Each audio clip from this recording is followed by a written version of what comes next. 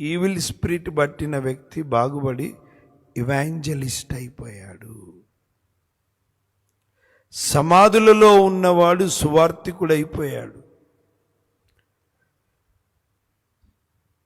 మన ఆత్మీయ స్థితి ఇదే కదా. ఒకప్పుడు ప్రభువు తన స్వరక్తమిచ్చి మనల్ని సంపాదించుకున్నాడు కదా. ప్రతి క్రైస్తవుడు సువార్తికుడైపోవాలి. చెప్పండి హల్లెలూయా. ప్రతి క్రైస్తవురాలు సువార్తికురాలు అవ్వాలి. దేవుడు నిన్ను ప్రేమించి రక్షించాడు కదా, నీ పాపాలు క్షమించబడ్డాయి కదా, చీకటిలో నుండి నిన్ను విడిపించి తన ఆశ్చర్యకరమైన వెలుగులోనికి నడిపించాడు కదా, పరిశుద్ధ జనంగా చేసుకున్నాడు కదా. ఇప్పుడు ఏం చేయాలి? చీకటిలోంచి వెలుగులోనికి, తన ఆశ్చర్యకరమైన వెలుగులోనికి నడిపించిన వాని గుణాతిశయములను ప్రచురపరచాలి.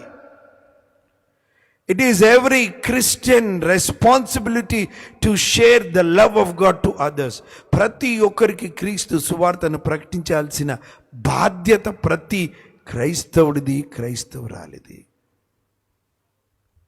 నీ చుట్టుప్రక్కల వారికి, నీ బంధువులకి, నీ స్నేహితులకి, నీ కాలనీ వాసులకి, నీ ఇరుగు పొరుగు వారికి ప్రార్థనాపూర్వకంగా దేవుడు అవకాశం ఇచ్చినప్పుడల్లా వారికి దేవుని ప్రేమను చూపగలగాలి, దేవుని ప్రేమను చాటగలగాలి. Praise the Lord. హల్లెలూయా.